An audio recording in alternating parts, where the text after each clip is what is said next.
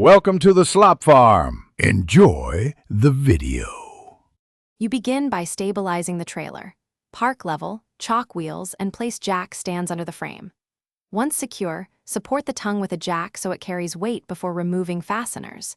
You disconnect the wiring harness and unhook safety chains, labeling each connector to avoid confusion later. Make sure to remove cotter pins, retainers, and the main hitch pin now. This frees the tongue assembly while keeping the trailer safely supported for the next steps. With the tongue supported, you unbolt the tongue-to-frame connections, organizing bolts and washers into labeled bags for reassembly. If bolts are seized, apply penetrating oil and heat the threads to break corrosion, or carefully grind rusted welds where necessary. Protect surrounding components. Once fasteners are removed, have an assistant help you slide the tongue forward and lower it slowly with a second jack to control the drop, preventing bending or sudden shifts that could damage the frame or coupler. You position the replacement tongue, aligning bolt holes and using new lock nuts. Torque each fastener to manufacturer specs to ensure safe load transfer.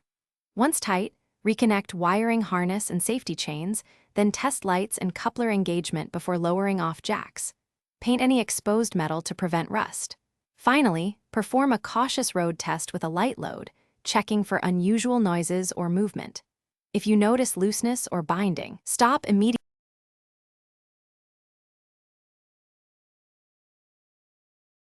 Thanks for watching. Consider subscribing if we helped you today.